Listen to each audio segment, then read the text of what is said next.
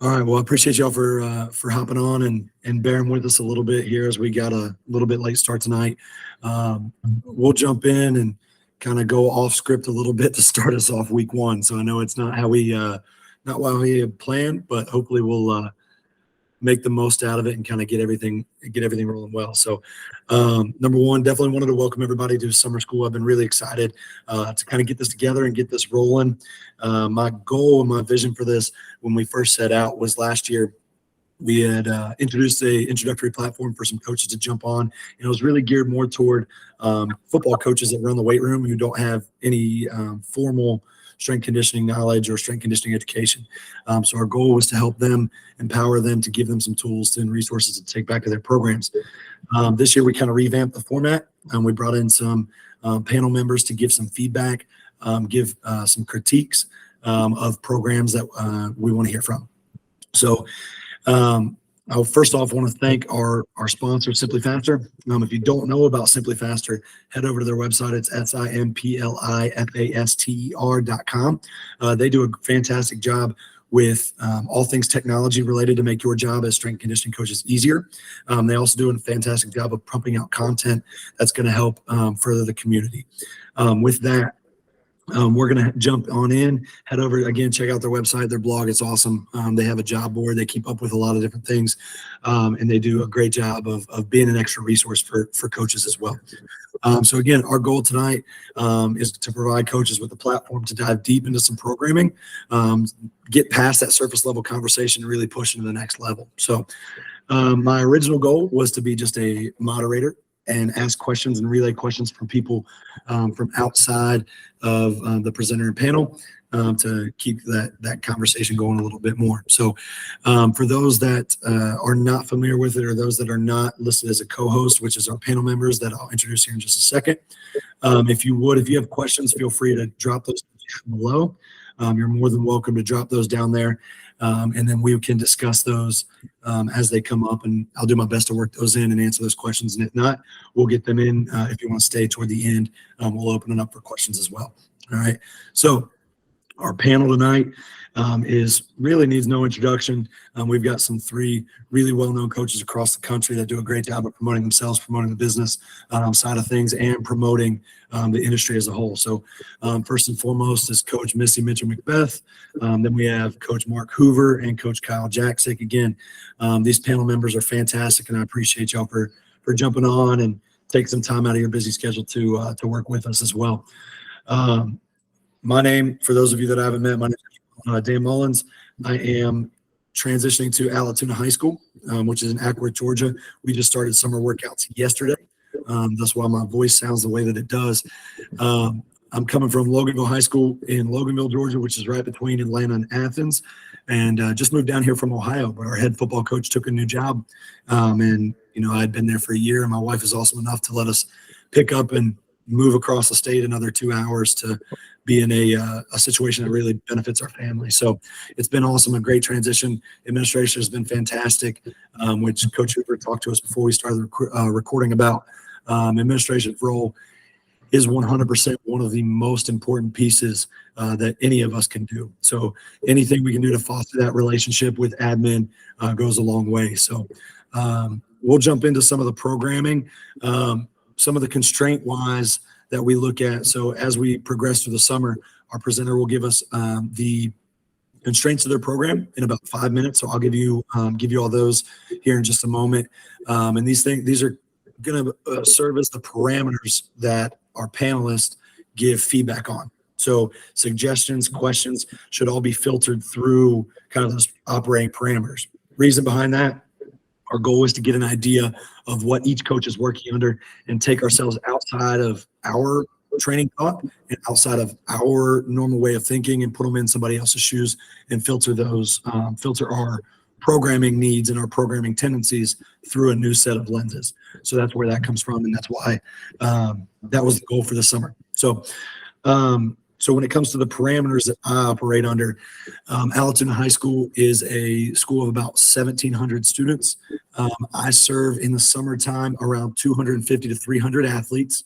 My smallest group has been 24.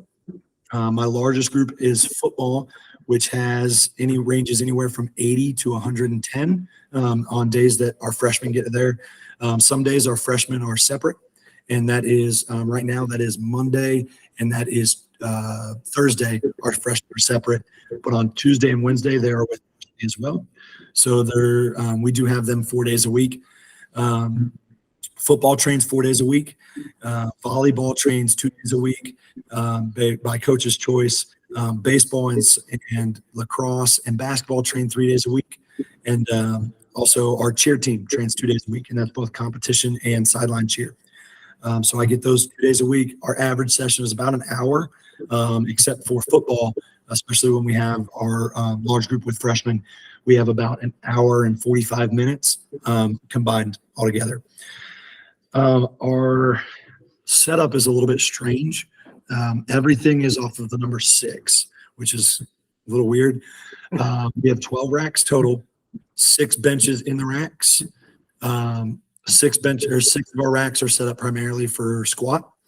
We have 6 lifting platforms, and those are the only places that we can drop any kind of weight. So trap bar deadlifts, our trap bar deadlifts, our Olympic lifts, they all have to be performed on that platform unless we're using safeties in our racks.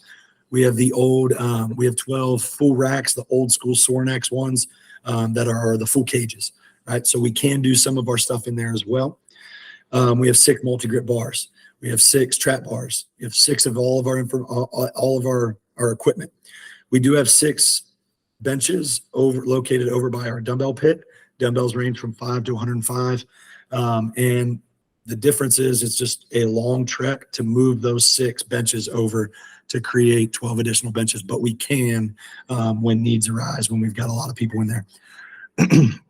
So that's kind of and bumper plate wise, we're really limited to we can get up to about 245 to 275 pounds on our 6 lifting platforms, unless we pull weight from other areas. Or else I would love to use some of those bumpers in other places so we could trap bar. The only problem with that, again, is that we have a really, really small floor that has some cracks underneath it. Hoping for a new floor next year. Hopefully Mitzi can give me a quote on that. We get that done. Nick's been awesome, by the way. I can't wait to have him out so he can help me with that. But for right now, we're limited to any drops, any weight touching the floor has to be on those places. So number of coaches, typically I'm by myself, except for our football. In football, we have 8 coaches in the weight room at the same time with us. Usually split those up. Some of them are running our tech outside in the hallways or outside in the field, depending on where we're running that day, based off volleyball schedule for the gym. Volleyball, I have 2 additional coaches with me. And then each of my other sports, the head sport coach is in there, mostly as a monitor. Y'all know how that goes, most of us, where head coaches come in and then they just kind of sit there on their laptop, watch film, break down, work on the schedule, things they need to do. So I am blessed, however, that they are excited, they are supportive, and they want people there. So they're very good from that aspect. They know what they know, and they also know what they don't know, which means they let me do my job, which has been awesome. So in this transitional period, it's been a lot of support, a lot of those great conversations. Technology-wise, we do have a Dasher 4-gate timing system. We have a Skyhook jump mat, and we do have 25 Titan units. I will have some eNode VBT that's coming toward the end of the summer, working on some booster things like that in order to support all those other things. So those will be coming as well. So with that, those are kind of the training parameters that we operate under and things like that. I think that sums up our training parameters pretty well. So we'll go ahead, panel members. You guys have any questions on any of my parameters or want to dive deeper on any of those things before I show you what we do? I would just say, like, with you having taken over a brand new program, like, what was your process for laying eyes on what you were walking into? Was there a previous strength coach? Kind of what's been your evaluation, and like, where did you start? Perfect. So in the interview process, they toured us around the facilities as well, which was pretty awesome. So I got to get a really good idea of what the weight room setup was, what the athletic setup was, which really helped me envision what that takeover process would look like. So our weight room is directly next to our wrestling room. That has all our wrestling mats. So if we want to do tumbling or anything like that, that's there, and it's never used outside of wrestling season. Our big gym, our competition gym, is right next to the wrestling room. So we can sprint, we can jump, we can do things in there when it's not loaded. We have massive hallways that allow us to do things like sprint and jump in there. And then our aux gym is upstairs. So in that transition period, they showed us all of that, which was fantastic. So I got to actually see that, envision that. And I spent, I think, 15 to 20 minutes or so in that interview process in the physical weight room, where they just allowed us to ask questions and do things along that nature. So it was awesome. In addition to that, I worked with one of our football coaches, took over the weight room as soon as we knew that there was going to be a change in who was taking over it. And we had a great communication process to where, him and I have very similar philosophies. So that really helped. Previously, they were doing a lot of put as much weight as you can on the bar and move it for a rep or two. If you failed, it wasn't a big deal. They didn't sprint outside of stadium stairs and sleds. That was kind of the foundation of their speed program. They did do something pretty interesting called 51s, where you had 3 sets to get 51 reps of whatever exercise. And it was squats, it was bench, and it was trap bar deadlift. So you had 3 sets to get 51 reps in. Kids hated them. It was awesome. One of the first things I told them when I physically met the kids was, hey, no more 51s. And I got a standing ovation. So I think they were pretty excited about that. But outside of that, it was a lot of communication with our football coach that took over that weight room. And what it allowed us to do was not make many changes, but allow them to complete, the needs before I got there. So like they didn't do any Olympic lifting before I got there because the Olympic lifting was not done very well. It was never really taught. It was more of just a get under it, wedge in, throw it as high as you can, and don't fall. We actually had a kid in spring. They did a mid-spring max right before spring break. And we had a kid drop a bar wrong and shattered his patella in 4 places. So luckily he's back. And unfortunately, he is our stud sophomore running back that ran 21.17 miles per hour in our spring game the other day. So he recovered well, but obviously it wasn't ideal.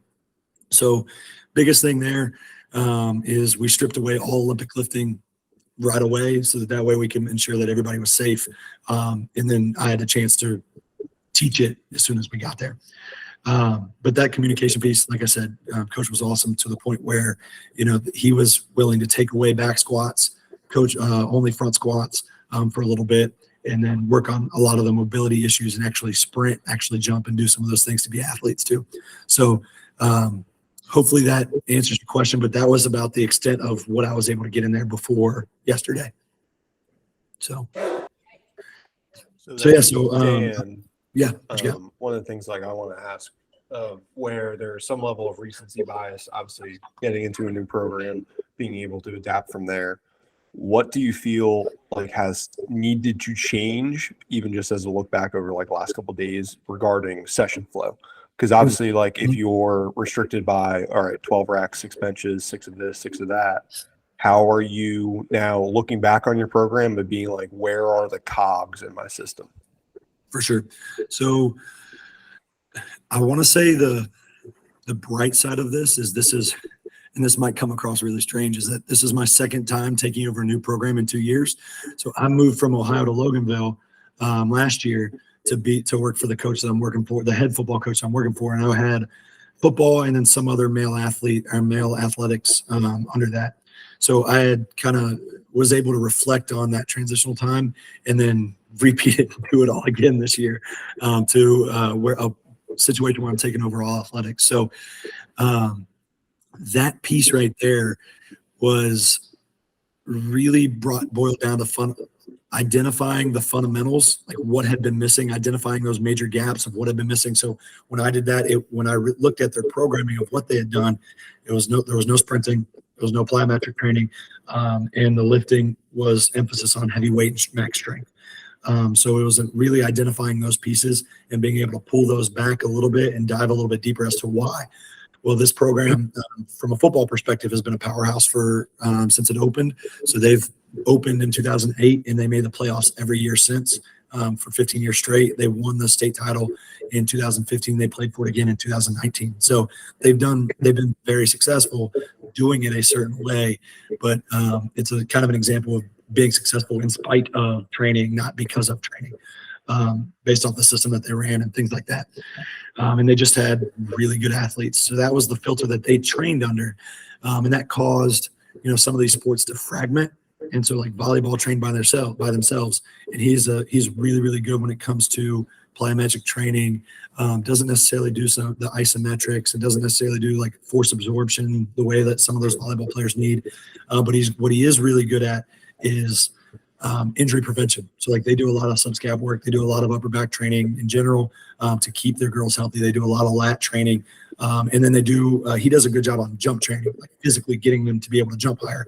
They were just having issues with ankles, knees, and hips breaking down because they're not able to absorb force very much. And his method of thinking was, I'm just going to jump in order to train force, which I understand. And they've been successful for a very long time. So I get that. But yeah, the biggest thing was just identifying those things, stripping it back as much as possible, and then figuring out how to plug those holes in. So, and I'll show you here when I share my screen and show you my profile. You can kind of see an emphasis in that teaching portion, and being able to identify some of those things and how we address some of those needs. For instance, like in our bigger sessions where we had like 110 or 90 people for football, for instance. A little bit easier in my smaller sessions, like my 20 and 30. But for instance, our freshmen, I treat our freshmen and our bigs very similarly. So they train together, but they're opposites. So our skills, after we warm up, the entire program goes through a teach period where I'm lucky enough to actually physically teach the coaches before we hit that period, what we're looking for. Here are our coaching cues. Here's what you're looking for. And then when we actually hit our teach period, we teach it, we drill it, and then we break off. Our skills will go sprint and jump. Our bigs will stay and lift, and our freshmen will stay and lift at that same time too. And we have 3 coaches that will only work with our freshman staff during that period, and 3 coaches that will only work with our bigs. And then we have 3 coaches outside work with the running group as well. And then the bigs will be on one tier of exercises, and the freshmen will be on another tier of exercises, and that'll switch. What I've found is that's been really, really close to allowing us to be 4 people per group within our 6. Some groups will get 5, but then on those groups of 5, I'll have them opportunities to be able to go 2 at a time. So like our banded exercise, I'll put 2 bands at that group. So then if we're like, for instance, we were doing banded high rows today. I put 2 bands there so that 2 people would be going at the same time. A lot of our accessory work is single arm or single leg. So then 2 people could be going at the same time. So that way we're not taking up multiple things. So that's kind of been some of the ways that we've overcome on some of those larger sessions, overcome having only 6 of everything. So awesome. Any other questions from you 3? And like I said, other coaches, feel free to if you have questions that come up, feel free to hit the chat with that too. So, all right, so I will share my screen here. All right. Can y'all see my screen at all? Yes. All right, perfect. And so I apologize if you can't hear me. We're getting a crazy storm rolling through right now with a little bit of hail and everything too. So I'm trying to talk a little bit louder over that. But all right. So this is an example of our coaches card. I give this out to all of our coaches. I build this in Google Sheets, and right now this is kind of a working document that changes every day based off the needs. My philosophy, and this is just because of my background coming from teaching in the science classroom, is I want to have too much programmed rather than not enough programmed. And I'll be able to cut things on the fly, then have empty dead space at the end that I'm looking to fill with no plan formally written out to actually fill it. So how I do it, I have some larger sessions broken down here. So I have like our football sessions. This is our week of football. Our baseball, this is our week of baseball. I have another document as well that has a little bit more info on it. But then I combine everything from my card so that each day I only have to carry one card on me at all times. So on Monday, I have my card with all of the sports that I'm going to have in there at a time.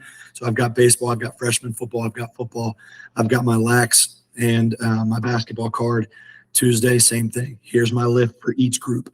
And some of this early on, and when we look at some of the teams that I'm just now taking over, because it's been a minute since some of our teams have trained. So for instance, when I flip to Tuesday, it'll make more sense here in a second, but our cheer team hasn't trained in a long time because our cheer coach was intelligent enough to understand that this wasn't her realm. She didn't know anything about strength conditioning, and none of the coaches were willing to work with the cheer team. Well, they needed every bit as much as any of our other teams because they're going to go represent us at competitions, whether it's sideline cheer, going to actually cheer at football and basketball and things like that, as well as competition cheer. Their bodies are exposed to high forces. They're going to be required to do athletic movements as well. So they need to train as well. So this was their first time. This is their first time training. So they have to train as well. So I'm trying to see what they can and cannot do and things like that. So there's this teach period built into it. So I guess we'll kind of start the best way to do it. We'll start with Monday. I'll talk over some general things overall between groups, and then we'll flip to specifically football because I know a couple coaches on here only handle football in the team setting. So then I'll flip to my football card and give you kind of an idea of what the first week looks like, second week, third week, fourth week, and so on. So Monday, first off, is Monday and Tuesday are my bigger days where I have 5 teams total coming through and running through 4 to 5 sessions. Again, on Tuesday, our freshman football is by themselves. And then football, and they have their own session where we lift and we teach and we slow things down a little bit more. But our head football coach is really big on getting them to understand pace from some of the older guys. So where I like to split them off separate and train them hard and teach them as the way that I want them to, we have that middle ground where they're integrated on 2 days a week and then they're on their own 2 days a week so that I can teach them on those days. But kind of how it looks at first. This was the first day that I took over this program, period. So we taught them our dynamic warm-up, just a traditional dynamic warm-up that most of you probably are familiar with. I went through a phase, and we will probably get back to this in the wintertime when things kind of slow down and they understand, how I train teams and things like that. We did a station-related warm-up when I was at Loganville. We implemented that in October, and what that allowed us to do was target some of those specific weaknesses within the musculature. So we had like one of our 5 stations each day was a pogo variation because we were really poor with our ankle flexion or our ankle stiffness. So we integrated a pogo style station. We implemented an upper back strengthening station as well. So each day they would rotate through these 5 stations and they knew what each of our exercises were, and it allowed us to target specific weaknesses. And that was our warm-up. Guys were typically, again, I say guys because that's all I had at Loganville, but athletes in general, this didn't just apply to our male athletes, but our athletes were sweating and we're starting to get rolling even after those 5 stations. So even though it's not like a traditional dynamic where we're doing some kind of sprint or A series or anything of that nature, they were primed and they were ready to go for when we hit it. So we might work back to that at some point. But right now, this is allowing us to be efficient and warm everyone up at the same time and allow them the opportunity to be taught what the attention to detail should look like from my perspective from the beginning. So if the warm-up isn't right or if we're not doing those little things correctly, we'll start the warm-up over again. And that we haven't done that yet because I'm the new guy and they're all paying attention very well. So we'll see how that goes in a couple of weeks. So 2 days in, no warm-up restarts. So that's a good thing for us. Then from there, as soon as we finish our dynamic warm-up, we're going to go into an athletic series where I want to see how they jump and some of those tendencies where they jump. Do we have excessive knee valgus? With basketball, I've noticed that our feet come really, really close together every time we land. Well, obviously that's not a mechanic that we necessarily want. So we're going to do our best to train what an athletic stance or a jump stance looks like. And then we're going to have them move in different planes of motion throughout the course of each week and throughout each training session. So for instance, the first day with baseball, we got into what an athletic stance looked like. And it was kind of a stereotypical snap down where you're up on your toes, hands overhead, fully extended. I say down, they snap down, hold until I give the next command, and then I'll say up, and then they go through their jump. This might range from a traditional counter movement jump where we're trying to land again in that athletic position, landing stiff, or it might be a 180 jump. So like for instance, baseball, I only have them 3 days a week. So I didn't have the opportunity like with football. I can get more specific with our jumps and we can spread those out more. Baseball, because I only have them 3 days, I crammed Monday and Tuesday's jumps together. So not only did they do the traditional snap down jumps, they also did a 180 jump. So now we're going to jump facing forward. We're going to rotate 180. We're going to face the back of the room, and we're still going to be expected to land in that athletic position. What this does is allow us to plan our movements, right? So especially sports that involve jumping and sprinting and any kind of reactionary based movement, we have to be able to train our body to land in different positions that are different than where we jumped. Very rarely in sport do we jump and land in the same spot. So we start with 180 jumps, and then we'll go to a double 180 jump, where they'll jump as soon as and they'll turn, face the rear of the room. They'll land in that athletic position, and as soon as they land, we ask them to quickly bounce back off the floor, complete another 180 jump, and face the front wall. All right, again, this is kind of that boom, boom. We're really trying to train quick reaction time and really quick ground contact time. Again, something that I noticed as they were training, as we were sprinting, and as I observed some various videos from social media before I got there, that they were poor with was that ground contact time. So that whether it was jumping or sprinting. So this is one way we try to train some of that reactionary based stimulus to allow us to create opportunities to decrease that ground contact time. So we always do some version of jump right now. As of right now, we'll do some form of jump right there. The more and more we get into it, the more that might move into our outdoor station after we get through our teach period to save us some time. Again, in this period, the first 2 to 3 weeks, realistically in the state of Georgia, we get 3 weeks in the month of June. Realistically, for the entire month of June, we'll have this teach period in. And what I'm willing to do during those 3 weeks is I'm willing to sacrifice and only get 2 tiers in order to get this teaching period in. Because that allows us to be all on the same page from a terminology perspective, so that when we get to July, when we get to the fall and I have them in class, I can say one thing and the entire room knows what's going on. And they also know how they should operate from actually doing a specific movement or exercise. So from there, we transition into the weight room altogether, and we go through a various teaching period. So the first one is the first thing that we've done with all of our groups is teaching them to brace, and then brace and squat. Real reason for that was that was never really taught. And it's something that I saw even when I was at Loganville after several months. I'm like, wow, I never actually taught them to brace properly. So how can I expect them to brace properly? So I kind of took a page out of Army football's book, and we're going to brace and we're going to squat every single day because we realistically have to teach, or I realistically have to teach everyone, freshmen through seniors, how to do this. I can't be as in depth as I would like, as like Army football does. They put a great thread out the other day, or a couple weeks ago, about their squat technique and how they brace and how they teach the brace and squat. I would recommend anybody go watch that because it was awesome stuff. And it makes sense as to why some of their numbers and some of their ability to move weight violently comes from. And that's because of that time they take teaching as freshmen. But again, because I'm taking over everyone from freshmen through seniors, I don't have the time to actually build that up. So we brace, and then we teach them squat, and then we'll go up and relax. Again, this is all on commands. Well, from there, we're going to slap a tempo on it. All right. So for instance, for baseball, again, because I have them shorter than football, I don't have the ability to spread things out as much. So baseball went from a traditional air squat or body squat, whatever you want to call it. We force the brace, we squat, we come up on command, and then I have them say the number at the top Number one, it gets everybody speaking, gets everybody comfortable with speaking in the weight room, because we all have those students and those athletes that kind of shy away from it, and kind of like try to stand in the corner and not say anything. So I asked them to say the number. And then also it comes to that relaxed period. So number two, it keeps me, especially my freshmen, my 14-year-old boys, it reminds them that they have to breathe, because good luck bracing, squatting, coming up, and then doing that for a set of 10 to train it, or a set of 8 to train it, and not breathing, right? That's not going to go very well.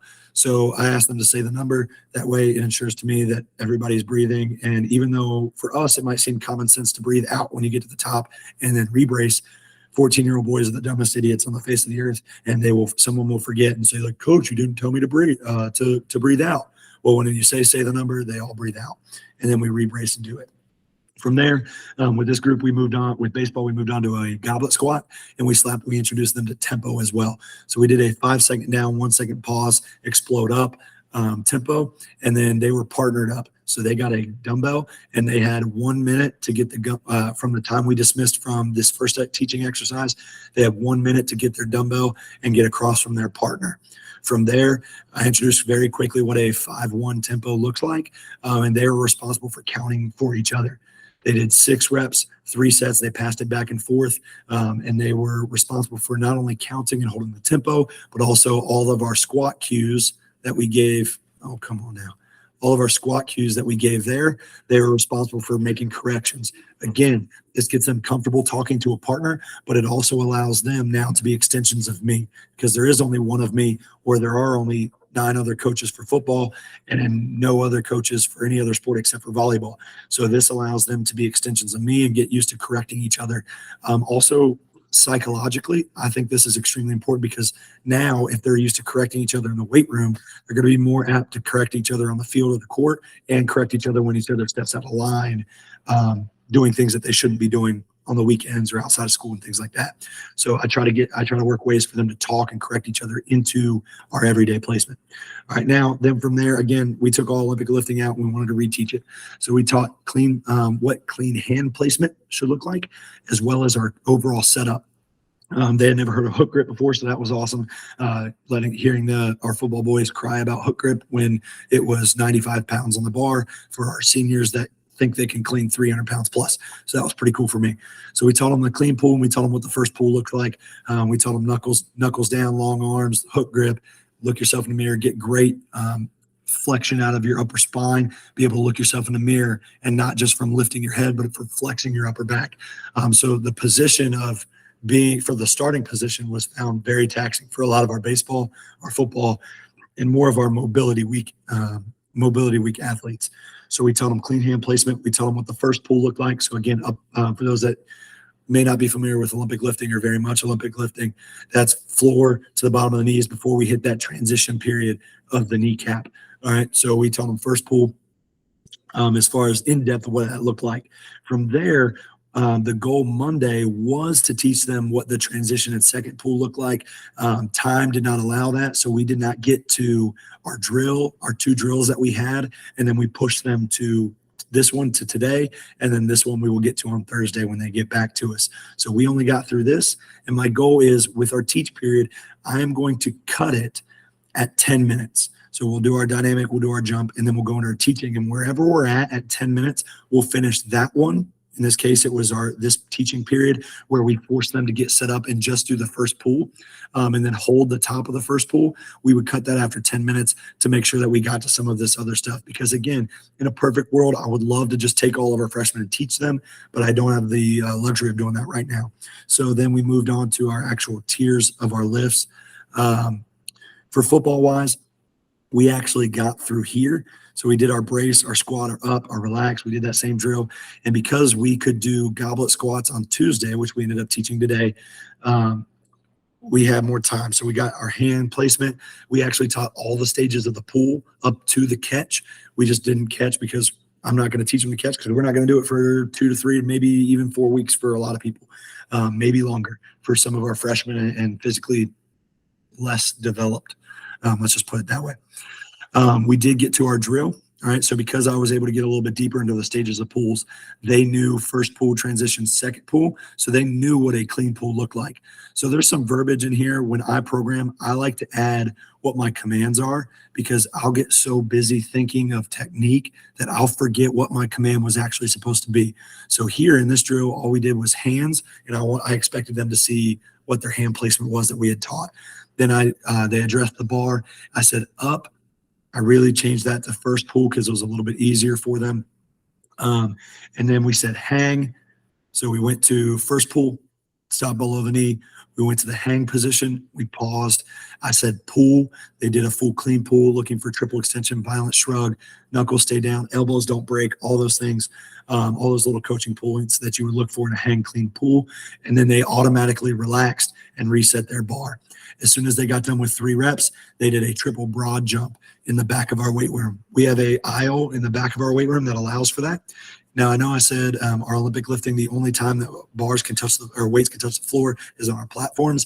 We did this with extremely lightweight. So we did this with some of our groups did it with 10s on the bar. Just so that way the bar was up like a bumper 10, just so that way the bar was up off the ground and they didn't have to get under it on a metal 10.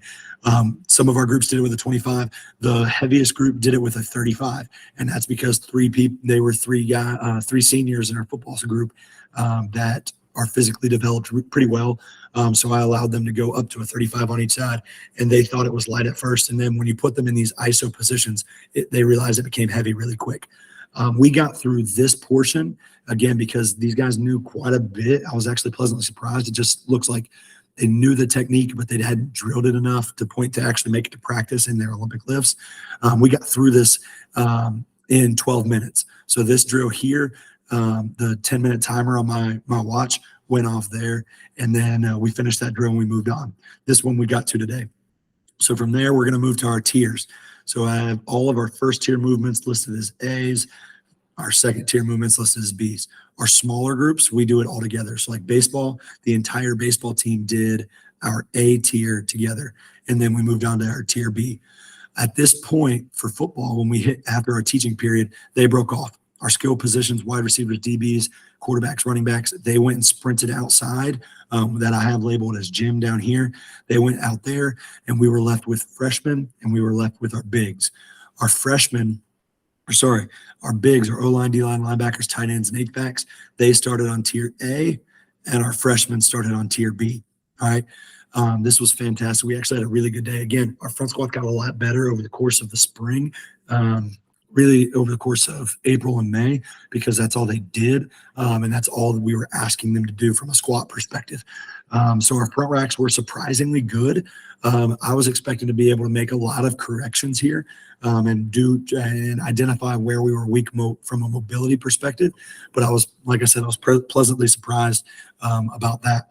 Then we went straight into chin-ups. So the way our racks are designed, because they're massive, someone can front squat, and then there's still enough space for somebody to chin up behind them, and they're still 2 feet away from, even if like you tuck your knees, they're still 2 feet away from the person front squatting. They're the biggest racks I've ever seen in my life. It's wild. So as soon as they got done front squatting, they went straight to chin-ups, and then our landmines are directly behind that first set of racks. So they would turn around, and we would have kneeling landmine press. Things I was looking for there is, can they position themselves from a core stability perspective where they can do the press and isolate what we're asking them to isolate? Or do they have to dip and drive because they can't maintain shoulder stability through the core and brace, and they don't have enough shoulder strength to actually drive a landmine up? These were done with the bar or 10 pounds. My focus here over the course of the first week is pace.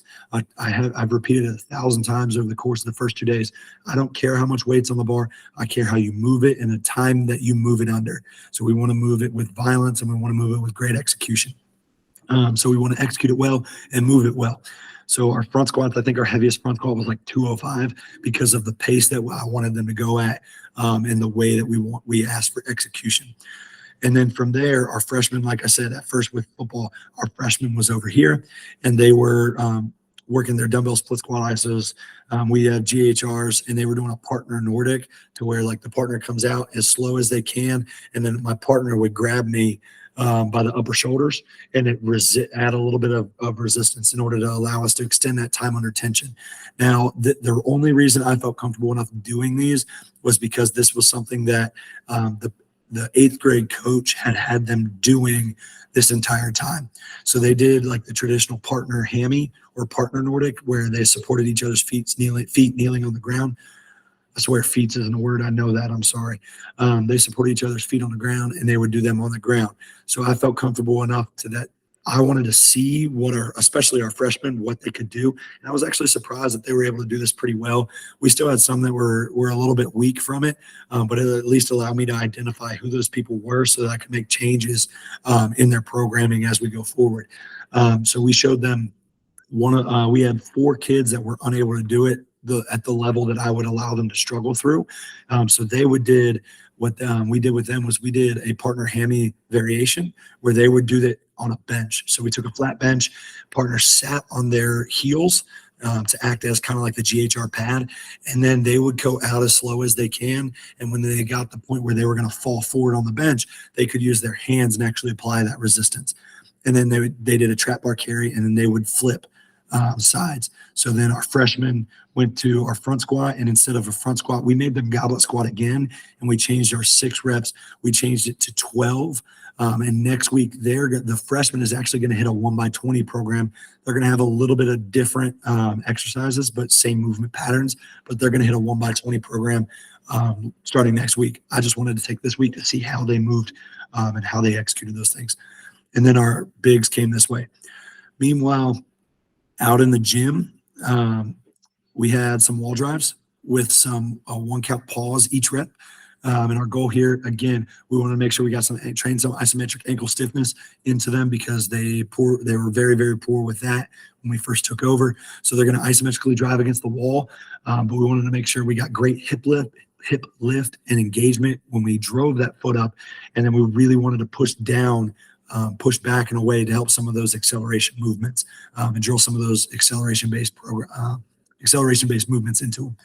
And then as soon as they got done with our wall drives, they went into a 5 into 10. Then we measured with our dasher, and then an RSI.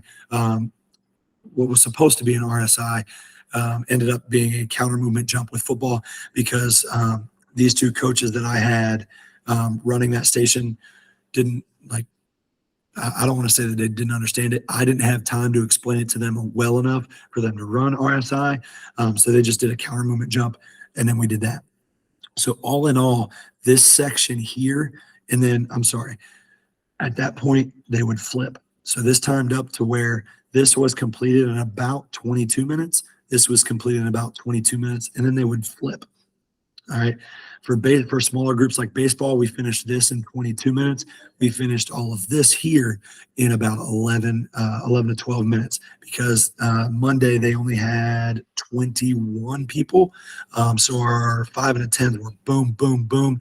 I asked them to go in alphabetical order so that it helps me to record them a little bit faster.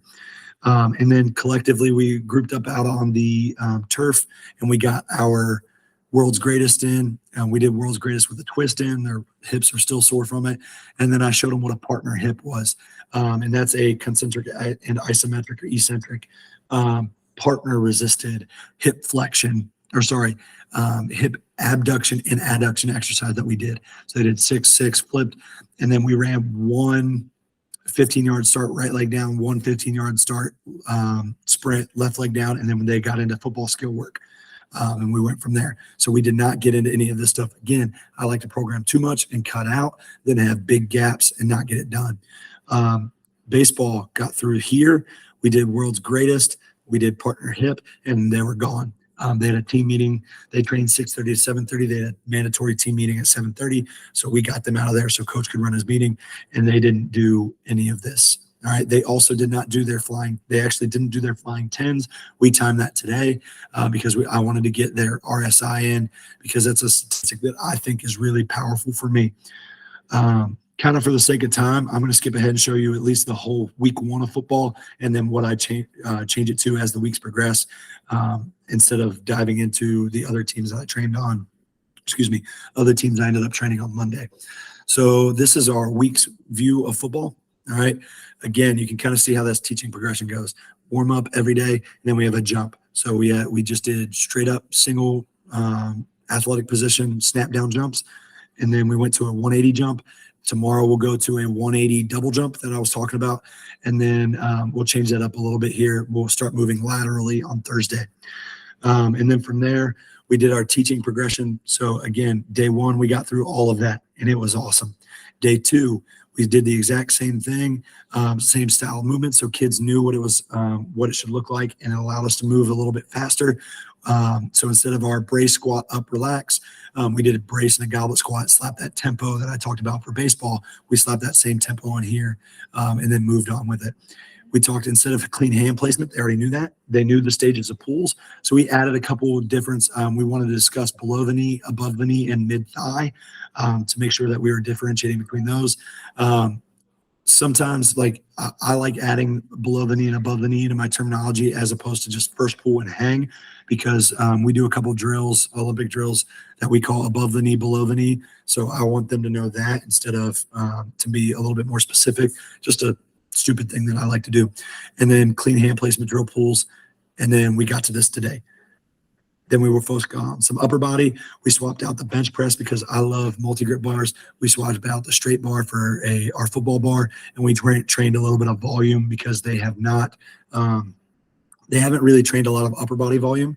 Most of their pure volume was lower body. So we added them into an 8s. And month of June, I really like doing 8s and 6s to build some of that work capacity. So next week we'll come back in, we'll change this up. We'll actually go 4x8. Then the following week we'll go 3x6, 4x6, and then we'll work through July, and we'll start dropping as we taper toward our in-season program. Again, band high rows, bent over landmine rows. I really love to pull a lot more than we like to press, simply because a lot of our kids are really shoulder heavy.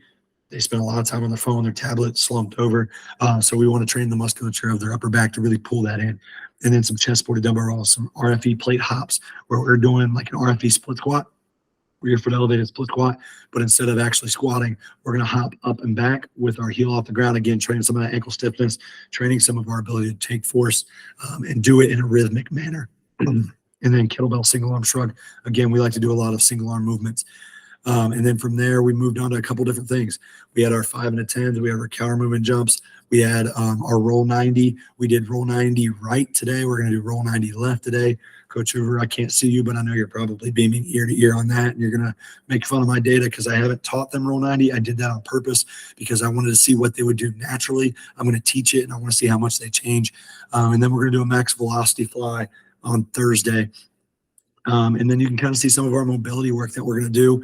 And then kind of how I have it planned for our change of direction drill today, on tomorrow, and then our max velocity sprint.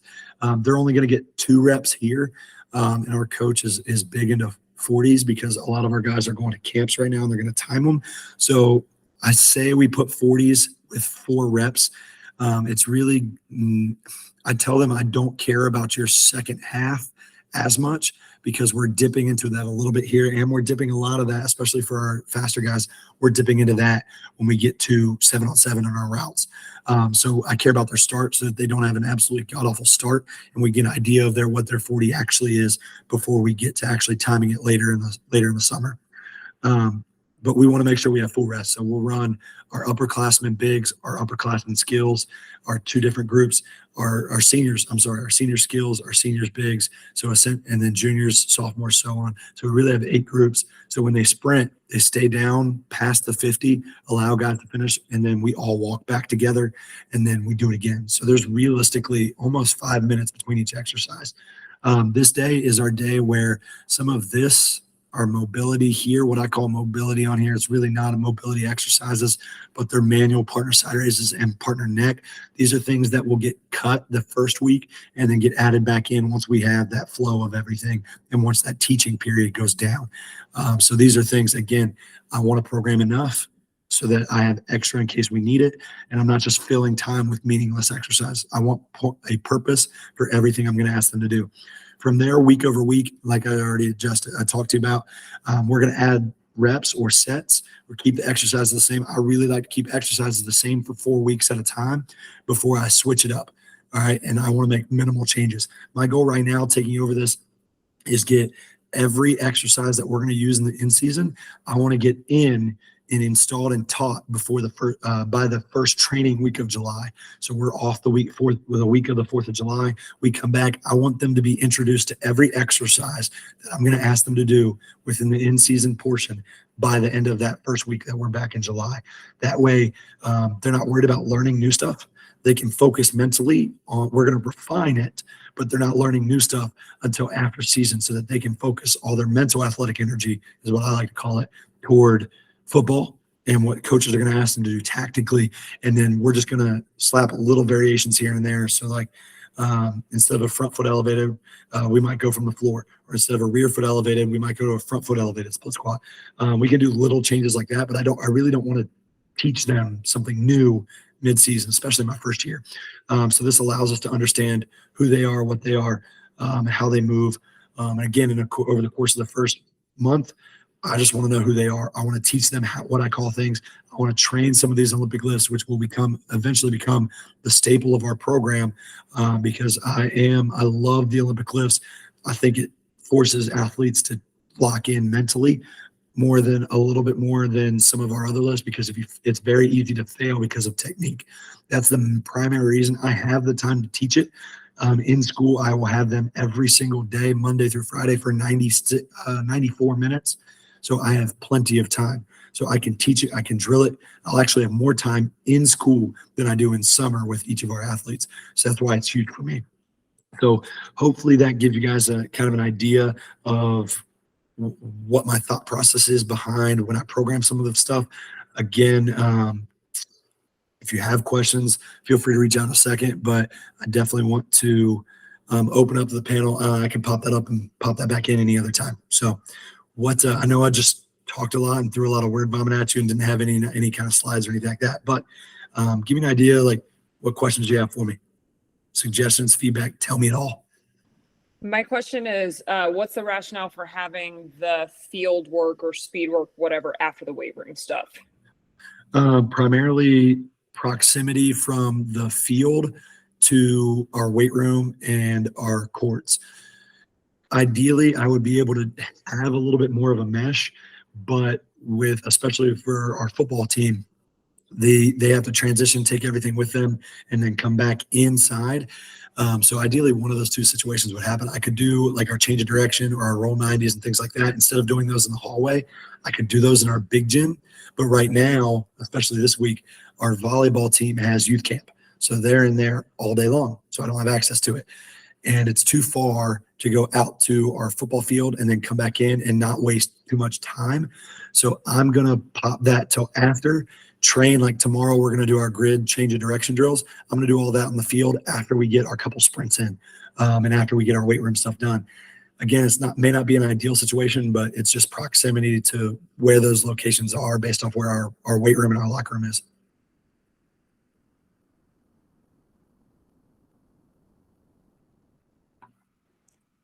Dan, talk to me about exercise order. So how you go about where there may be freshmen, there may be bigs. How do you go in deciding of what order that they're going in? Because what I saw on your sheet where we have trap bar deadlift jumps as a B movement. And in a perfect world, if we're going ABC or ABD, like wherever we're moving within that, what do you feel like is lacking in terms of, okay, am I developing jumping from a maximal volume, or am I jumping from just building a base of plyometrics? For sure. So right now it is 100% build a base of plyometrics. So we're doing things like those trap bar jumps. We're doing the jumps right after our dynamic warm up. And then in some of our other programs, like our volleyball, later on in the weekend, baseball, like we did them today, we'll do some of our stiff box lands as accessory movements to one movement that I really like that we did today with baseball was a staggered stance trap bar deadlift. So we did 3 reps, and they immediately went to a stiff landing staggered stance. So it's kind of very similar from a movement perspective of what they're doing, but it allows them to land stiff, land hard, and train some of that force absorption without becoming a marshmallow and melting into the floor when they do it. So right now I'm just trying to build a base of like what a plyometric really is and what a plyometric looks like. So we're doing some of those weighted jumps to kind of slow them down and push force through the floor, because some of them, when they jump, what I've noticed too, again, because I was able to have, I'm sorry, side note, I'm like a Twitter stalker. So I found videos of them playing their sports everywhere on Twitter. So I stalk my athletes when it comes to that. So I see how they move. But several of them really struggled with jumping forcefully with their lower body while handling a task like going up for a rebound or going up for a spike. They kind of forgot the lower half aspect of it. So we wanted to do things like, I wanted to start with some loaded jumps to really teach them, hey, we want to push force through the floor in order to make ourselves jump. And then Thursday for basketball, for all sports, but football, basketball, baseball, volleyball, we're going to do some seated jumps where they have to start from a seated position, rock forward, don't lose any stiffness, and then explode all the way up to force extension. For whatever reason, I don't know why it is. A lot of my female athletes that I've trained in the past don't like that. If you slow-mo their jumps, their hips aren't through very much unless they've been taught what that feels like and what that looks like and what that, whether they're banded exercises or whatnot. And I've noticed that as well with this place here with Allatoona, is that our jumps, especially with those female athletes and some of our freshmen, they're not getting hip through. So we're going to teach some of those technical components through seated jumps and through loaded jumps to be able to bring their lower half with them. And then from there, starting in like 2 or 3 weeks, we'll start adding some overspeed jumps. We'll start adding some more complex plyometrics where we're going to ask them to do multiple tasks at the same time. So like you might jump forward, jump left, jump forward, jump right, single leg, double leg, jump off one, land on two, jump off two, land on one, things like that. We'll vary those as the summer goes on. But right now it's just about creating that base. So when we bring it back to exercise order, my thought process, right, wrong, or indifferent, kind of coincides with what our head football coach, he really likes to see their primary movement, whether that's the front squat for the day, their bench press for the day, their trap bar deadlift. He likes to see that first, which I'm okay with. I know I like front squats and bench press as 2 tiers on the same day as our lower body tier and our upper body tier. I love that combination, but he likes those separated, so he gets them separated.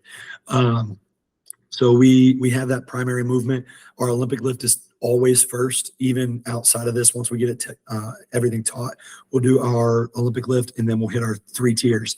And I usually follow some phase when I'm not heavily teaching. I usually follow some form of Joe Ken's tier as far as like total upper lower, lower upper total, all that UTL, all that stuff.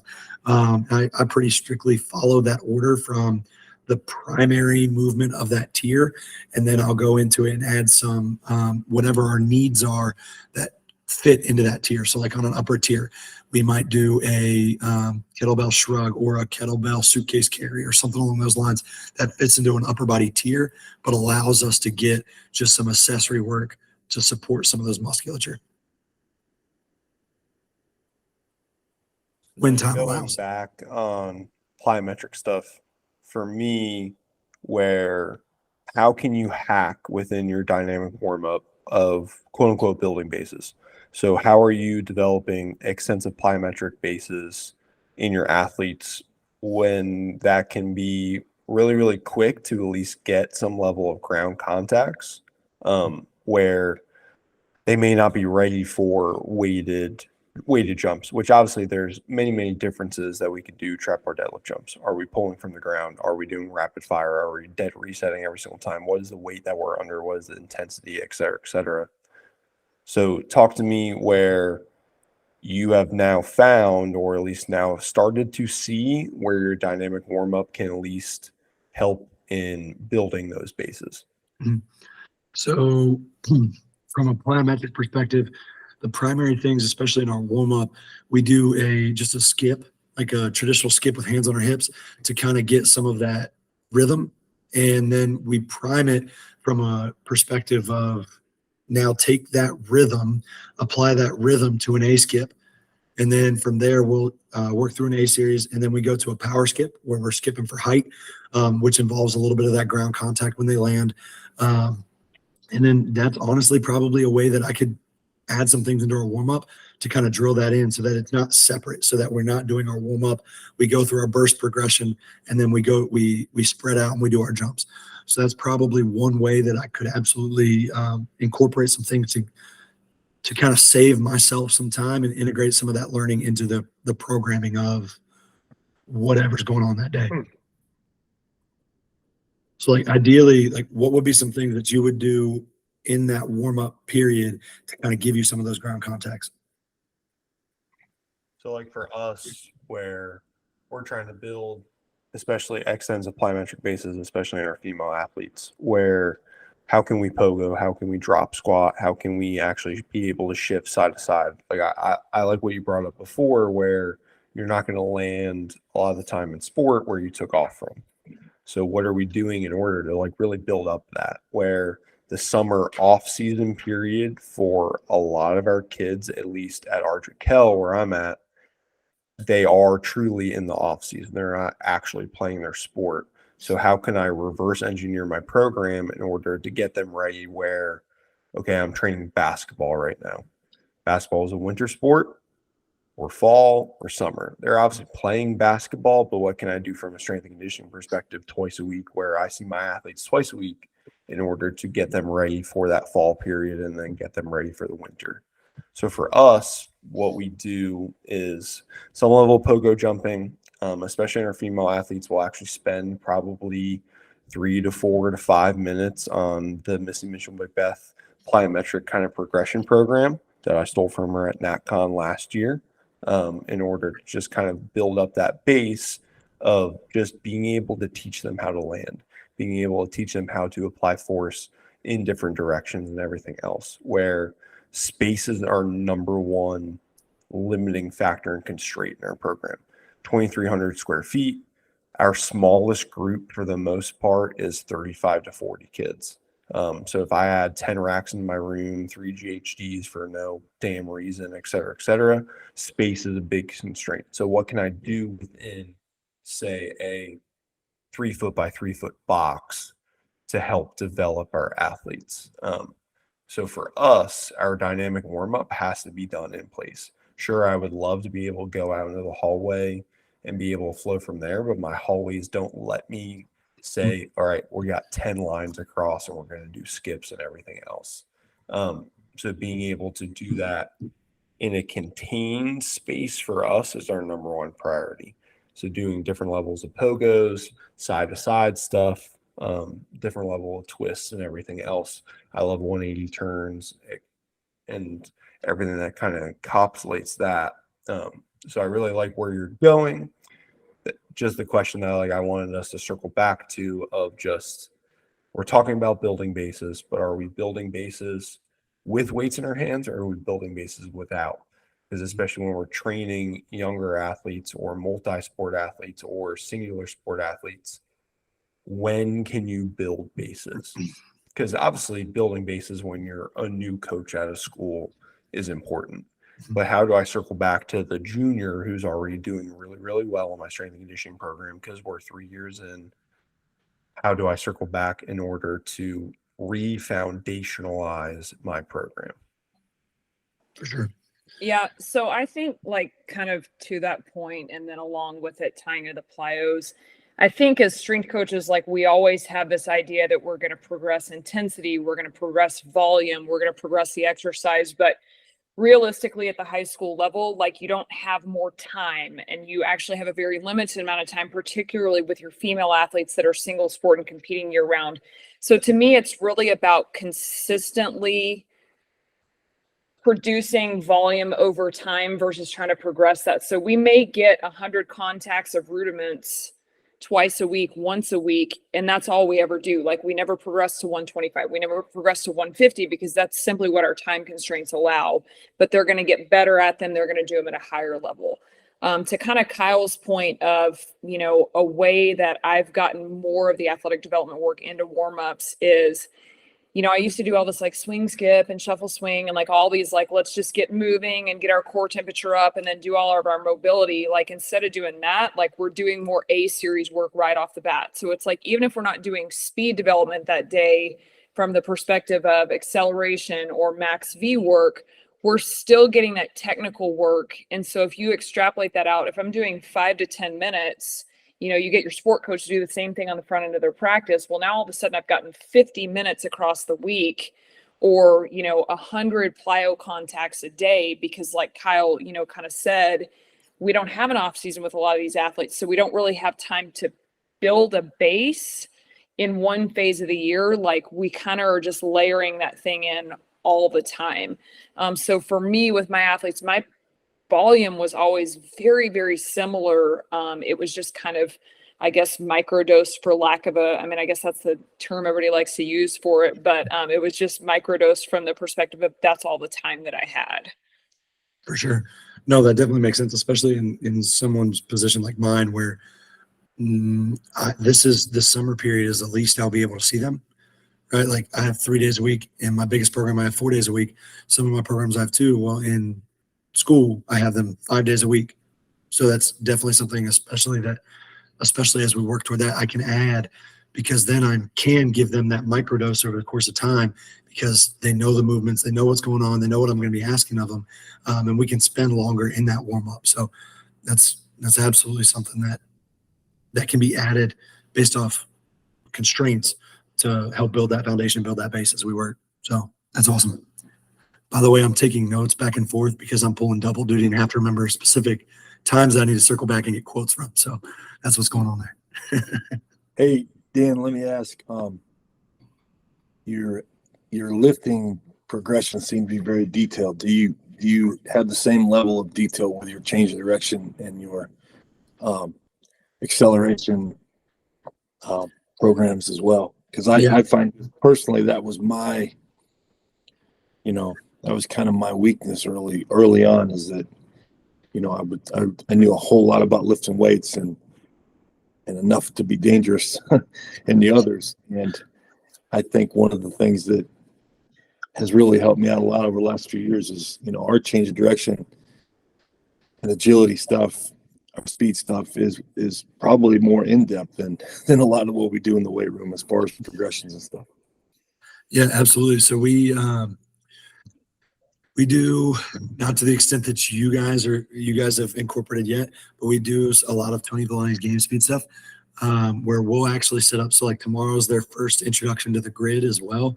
We use Kyle Jacksic's grid as the management system per se to Tony's game speed philosophy.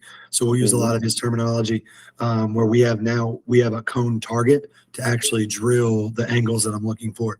Because even our seniors who I know have graduated geometry, they don't know what a 45 and a 90 are for whatever reason. So now I can give them, hey, you're sprinting for the orange cone. And they're like, oh, okay. So now I just put them through a wide base crossover or a roll 90 or a break plant separate. So we have that same kind of teaching progression. Typically what I like to do when we handle our change of direction is I like to go in order of kind of like football where coaches would think of the route tree. I like to go our linear A cell, D cell stuff first. Then I like to go 45 degrees, 90 degrees, both versions of Tony Villani's 90 degree. And then we'll go 135, then we'll go 180 and work straight back toward each other. Then we'll get kind of more into some of those game speed stuff, or some of the more open-ended movements, where we'll do like a shuffle drill. We'll do within the grid. We'll add specific landmarks. And that's kind of why I like the grid so much, is that there's so many different options. Kyle does a great job. Kyle Jacksic does a great job of explaining it. And he's got several presentations that he'll send. And I think he's even posted them to YouTube of the grid and some of the drills that he does throughout the game. So we utilize a lot of the open-endedness of the grid to put different movements in different directions. And then we use the terminology of what Tony does for like break plant separate, wide brace crossover, all that stuff. So we start with break plant separate, then we work all the way down the rest of his tree. So realistically, like tomorrow, we're only going to touch a 90, we're only going to touch a 45. So I'm going to teach them that 45.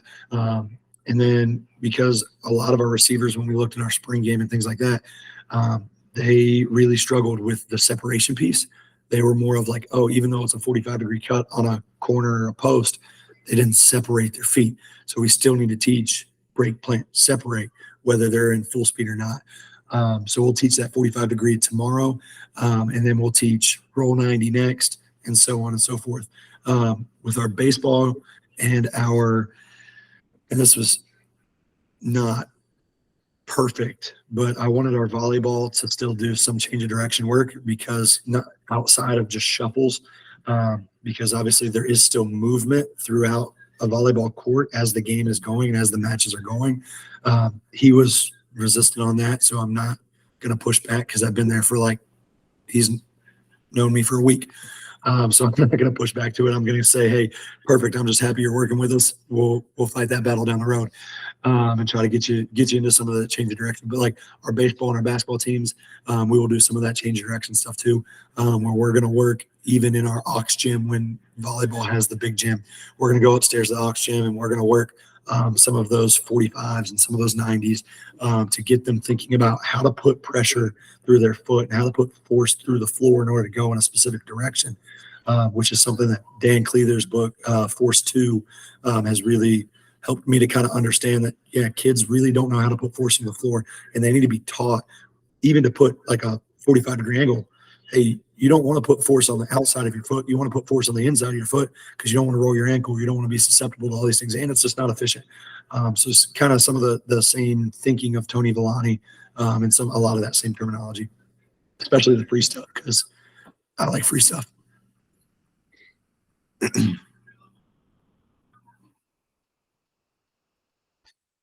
Any other questions or thoughts you got for me?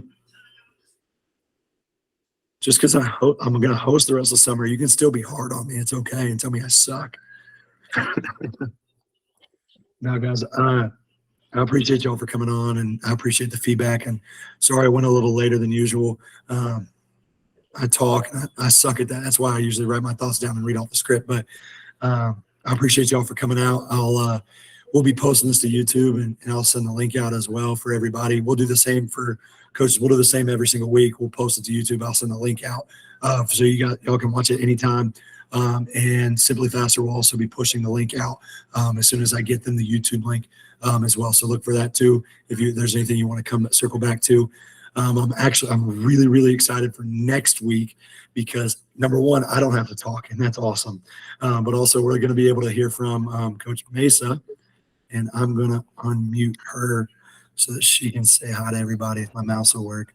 Because I'm really excited. She's been very highly touted and very highly recommended for us. So any teaser you want to give to us, or tell us who you are? Yeah, my next week is going to be really different. So I just recently left the high school world, and I'm venturing out to start a new business. Right now I'm actually in New Mexico doing my pilot program. So my sister is the volleyball coach here. They don't have a strength program at all. So I came down here, I took a look at their weight room, see what equipment they have, what they've been doing, and then I kind of put them through like a movement assessment to see what level we were at just in general with a group of about 38-ish. And then we're writing a program based on that. So it'll be June, July, and then for in season. Most of it is teaching the coaches. So yes, I'm giving instruction to the kids, but how much wisdom can I impart on the coaches, 4 hours every day for the week? Yeah, so that's kind of what I'm going to present to you guys next week. Very different than the high school world, because I'm not going to be hands-on with them for an hour every day. So this is going to be different for me as well. So I'm excited for the feedback that I'm going to get. Absolutely. No, I appreciate that. And like I said, I can't wait to hear, because you do have different perspectives. But you also, from everyone that I've talked to that have recommended you executed at a really high level. So I'm looking forward to hearing some of that movement assessment and how that makes its way into your program and how it dictates some of those programming decisions. So looking forward to that. And sorry for putting you on the spot there too. So. Oh no, you're good. Thank you. Awesome, y'all. Well, I appreciate you guys for coming out, and if you want to stick around and ask questions on why we do anything or ask anything, feel free. I'll stick on for a few more minutes. So I appreciate y'all for coming out.